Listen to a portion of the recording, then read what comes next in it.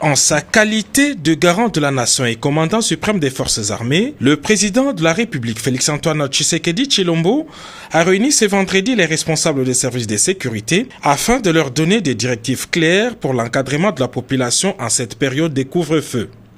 Le vice-premier ministre chargé de l'Intérieur et de la Sécurité, Gilbert Kankonde, a fait la restitution des instructions reçues du président de la République. La raison était de donner des consignes de manière précise pour encadrer cette période tout à fait particulière qui, sur le plan sanitaire, présente des menaces de regain de la pandémie de Covid-19.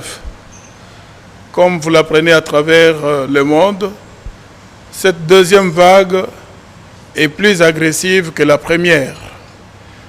Et c'est ainsi que les autorités du pays ont été amenées à décréter un couvre-feu qui revêt un caractère plus pédagogique que répressif. C'est tout simplement pour attirer l'attention de notre population que ces menaces, ces risques de la maladie sont réels.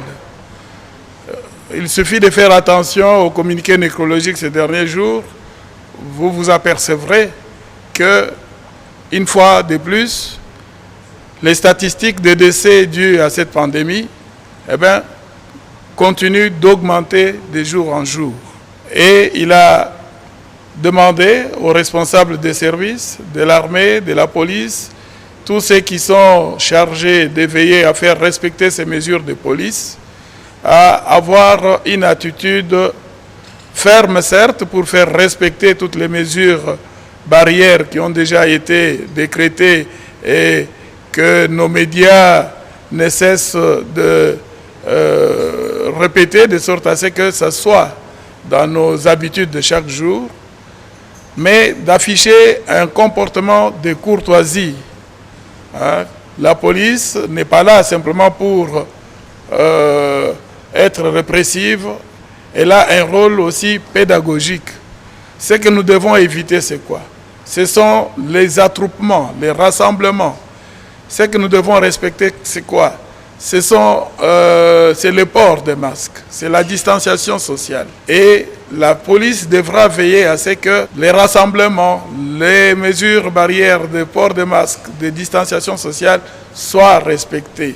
C'est ce qui nous met à l'abri de la contagion de la pandémie.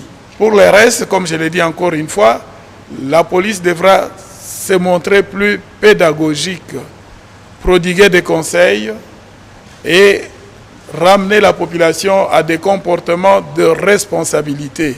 Est-ce qu'au niveau du Conseil de sécurité, cela a été évoqué? On a l'impression que 21h, c'est un peu plus tôt à cause des embouteillages sur les routes. Oui, tout cela a été examiné. Mais vous savez que l'on dit que la santé n'a pas de prix. La santé n'a pas de prix. Et pour protéger la population, nous ne sommes pas les premiers. Nous ne sommes pas les premiers, que ce soit sur notre continent ici.